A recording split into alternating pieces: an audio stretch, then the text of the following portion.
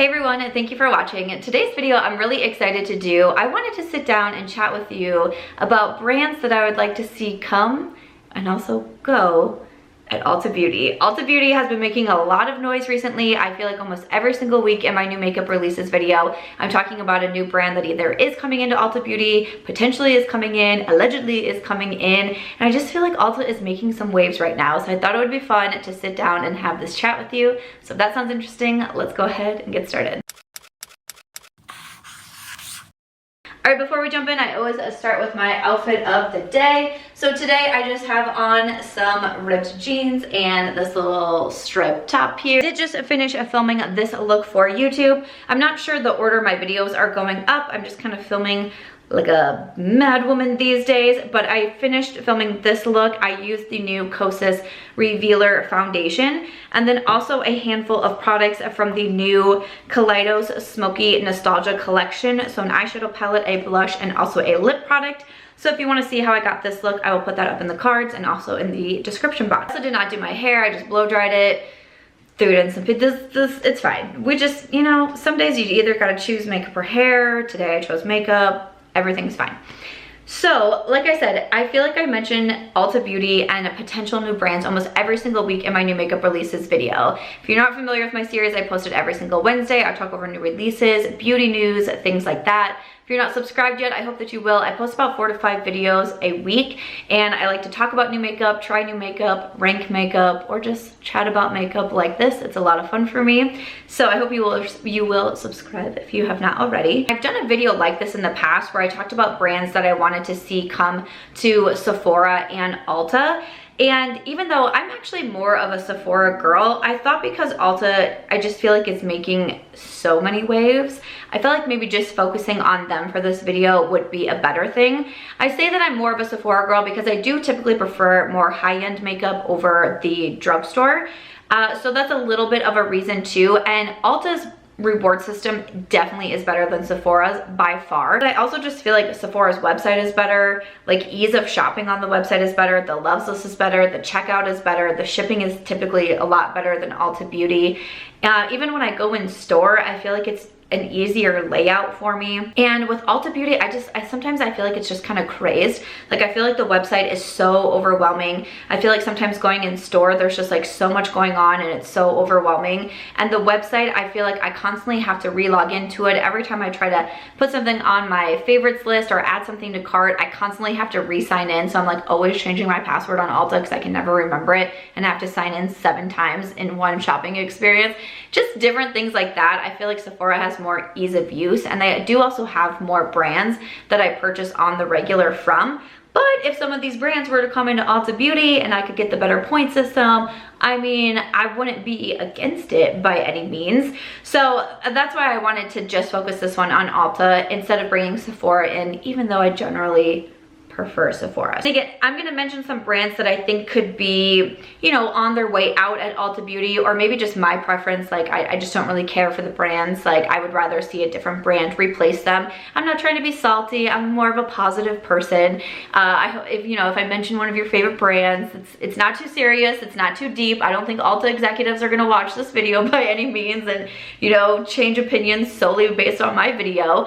It's just supposed to be, you know, kind of a fun conversation, and I hope that we can chat about some of these brands that you want to see come and go to Ulta Beauty in the comments, because I think it's really interesting and I like to get the different feedback. So I feel like we always got to do a little disclaimer in here. When I was looking at the Ulta Beauty website, I was trying to see if there were brands that were actually in store, because one thing that I was talking about in the Will I Buy It video and these new brands coming in, someone in my comment section made a good point of what brands are going out. And the Ulta Beauty website doesn't say if something is just in store or just online. Like Sephora will say online only. Ulta doesn't say that. And then I was trying not to stress myself out too much because again, it's just supposed to be a fun video. But that's kind of like my thought plan where I was going with this one.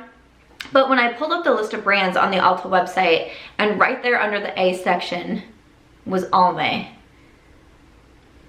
And I was like, Almay. Now I'll say, I'm 34. I got a birthday coming next month. So I've been around for a bit for some of these kind of more old school, maybe some more of these legacy brands. I also loved Almay. There was a point in time where I loved Almay. I can remember in college finding like a tinted moisturizer from them, and when you squeezed it, it came out white, but when you rubbed it together and you put it on your face, it would kind of like skin match you basically. I thought that was revolutionary. I was telling everybody about it before I was even on YouTube. I was like, everyone, you must go and buy. I worked at a hospital at the time. I was like, everyone needs to buy this. Like, I was so thrilled about it. They have these quads, these eyeshadow quads for different eye colors. I bought the purple one for green eyes.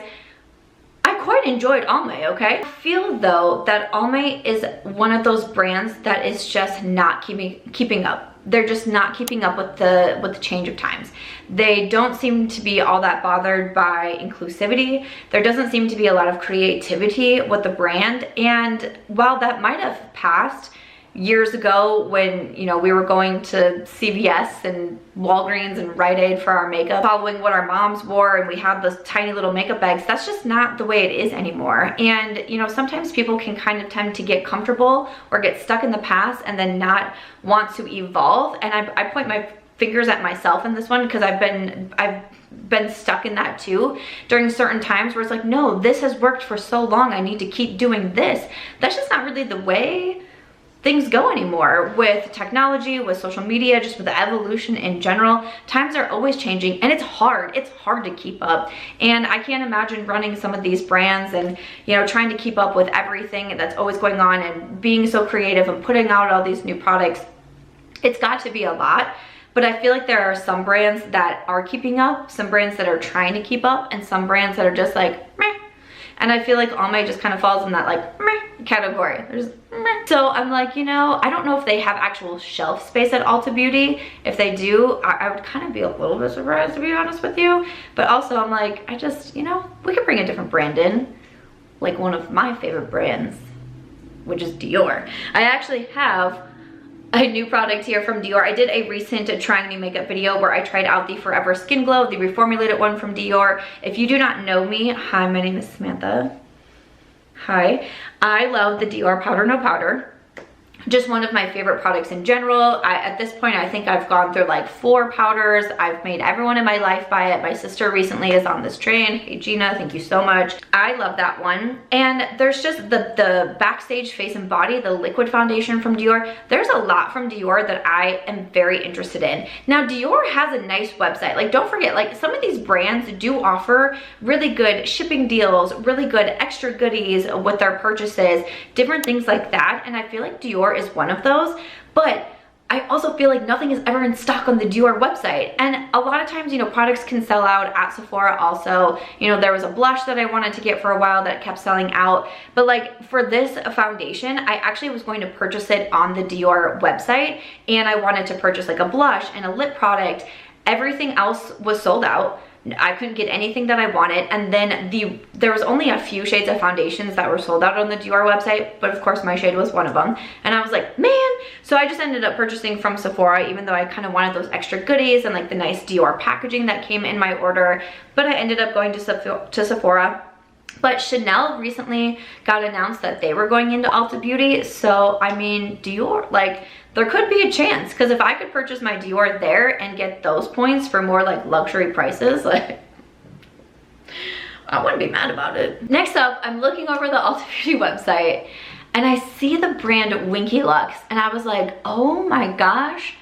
Again, another brand that I feel like they had like a time that they really shined in this online beauty community and the YouTuber and the beauty influencer type of space, because they came out with this like color changing lip balm. And this was years ago. I'm pretty sure this was the Red Wall days, if you've remembered me from way back then.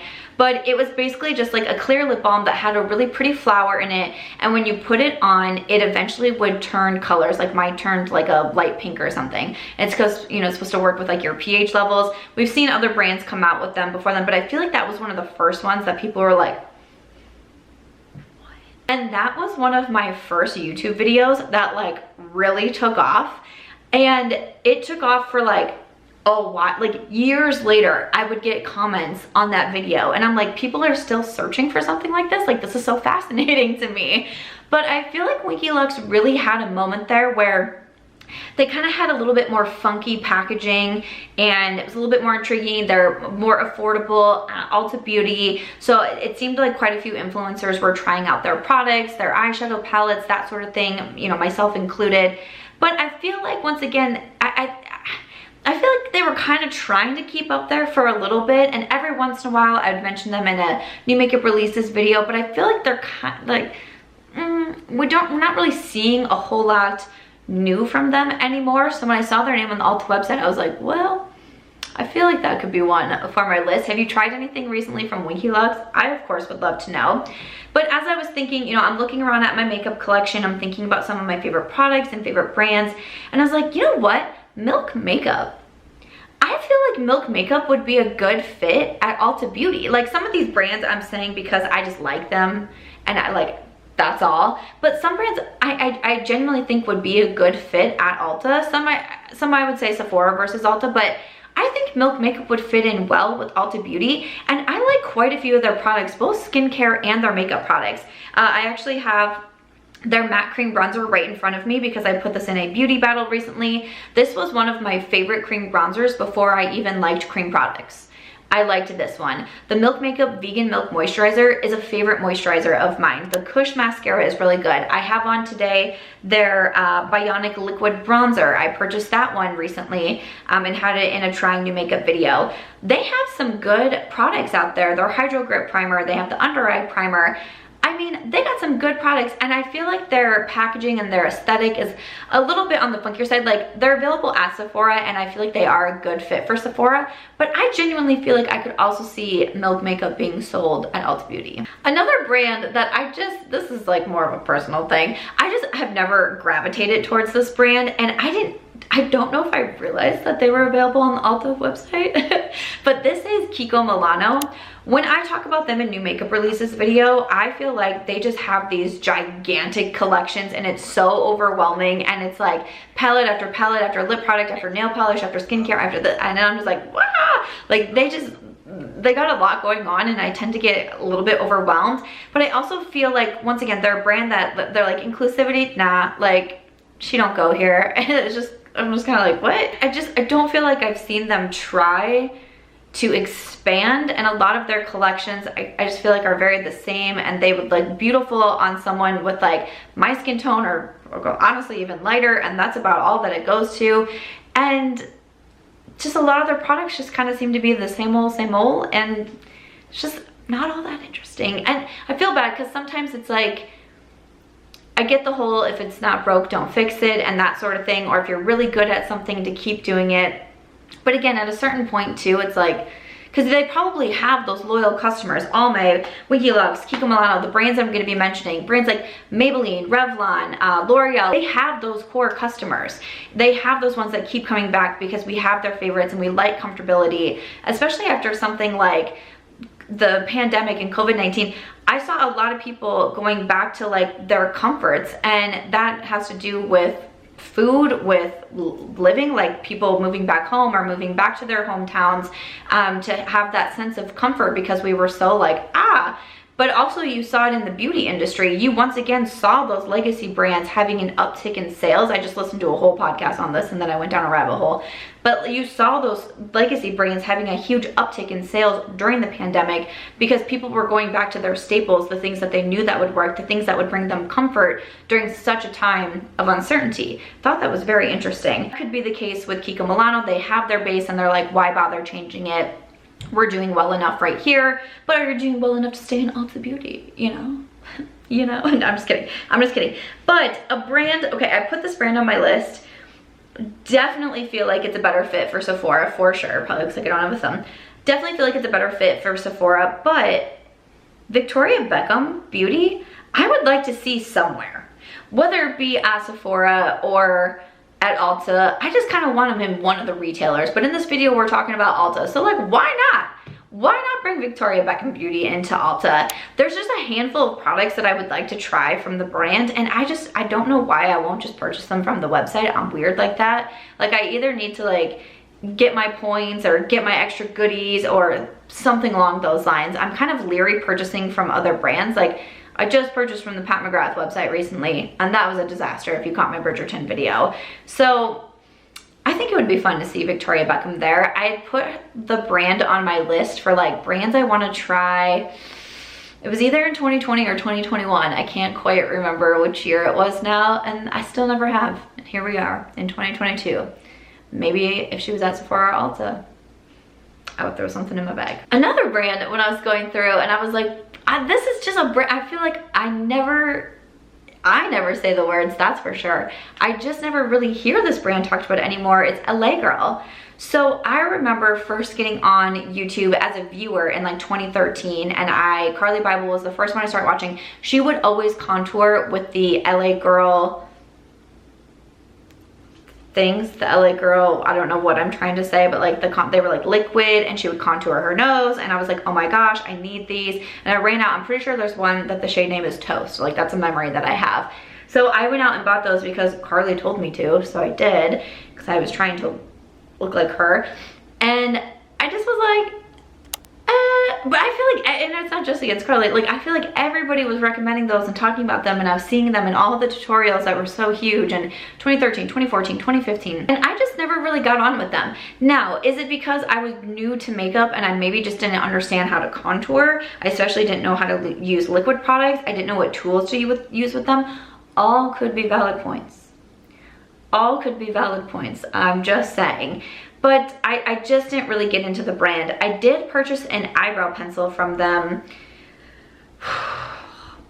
within the last handful of months here, I'll say. Like I can't quite remember, it might have been last year. But I purchased a brow pencil from them because I was asking for drugstore brow recommendations. And when I saw LA Girl, I was like, wow, that's a brand that I've kind of forgotten about. Maybe I should give it a shot. And I just didn't see what the hype was. The color was like so off. I just didn't feel like it was a very easy brow pencil to use, and I was like, well, that was kind of a bummer. So LA Girl, I think they have shelf space in Ulta Beauty, but you know, a brand, an indie brand that I think would be interesting to see at Ulta, Glamlite. I have recently been very impressed with Glamlite. I did a video that I do think is up on palettes that I did not expect to love, and I mentioned the Glamlite Dirty Martini in there. I mean, I fell hard and fast for this eyeshadow palette, and I can just imagine like the display at Ulta Beauty with the Glamlite, because they come up, they have really fun concepts, really fun packaging. You know, I ordered the Dirty Martini. It came in like this big old martini glass that I now use as decor. Like how fun is that? Like I could see the actual display set up at Ulta Beauty, but they have really good quality, and I think it would be exciting to see some more indie brands coming into Ulta. Another brand that I think maybe could be on the way out, I'm not sure. This one is Stila. Once again, I used to be a big fan of Stila. One of my favorite stories to tell is I saw recommended this product from Stila where it was like this little kitten eyeshadow kit, and it came with like a tin lid and liquid, and you would drop the liquid on the lid, and then you would pick up a pinch of the product, and then you would mix it together basically to make like a foiled shadow. I can't remember how much that cost now. I want to say it was like in the $40 price range, and this was a long time ago, and I went out and bought that sucker so fast, and then I got home and I was like, I don't know what I'm doing. And I was like, wow, that was probably really dumb that I spent my money on that, but I did. Like I was concocting my own eyeshadow and I paid $40 for it. I did that. I know people really love like the Stila liners. The Stila glitters, they really had their time to shine. Their glitter and glows or whatever those were. Those, I had like 9 of them at one point, okay? Years ago. Those were awesome. It's just, again, it's another, I'm gonna try not to get too repetitive at this point, but it's just, again, one of those brands that I don't feel like is keeping up all that well. They probably have their core base, but I just don't feel like they're keeping up all that well. But you know, a brand that's a little bit newer that I was a little bit leery about them at first, but I have been so impressed with quite a few of their releases. They're available at Sephora, but I actually think it could make a good fit for Ulta Beauty, and that is Rare Beauty. This brand I was a little bit leery about. It's Selena Gomez's brand, and sometimes with certain celebrities, you're just not really sure what you're gonna get. You know, I've seen some celebrities come out with brands and do it really well. Like I think Fenty Beauty is a good example of that. And then you see some beauty brands that come out, like another one I'm going to mention next, and you're like, Like, what happened? Like, did you just get bored? Like, what's going on? I feel like so far from Rare Beauty, it's gone really well, and it feels like they really want to be a good brand. Not just like a flash in the pan, not just like we have a famous person at the helm, so we're gonna be able to like make this cash grab, because sometimes certain brands feel that way. I don't get that vibe from Rare Beauty. To me, it feels like a lot goes into the brand, from the packaging to the design, to the products that they're coming out. I've been very impressed with them. I have the Rare Beauty bronzer stick in front of me. I have been raving about this one. The Rare Beauty mascara is basically all I wear these days. I'm testing out the new Urban Decay, but if I like have to go back to a mascara, I'm always going back to the Rare Beauty. I've tried quite a bit from the brand.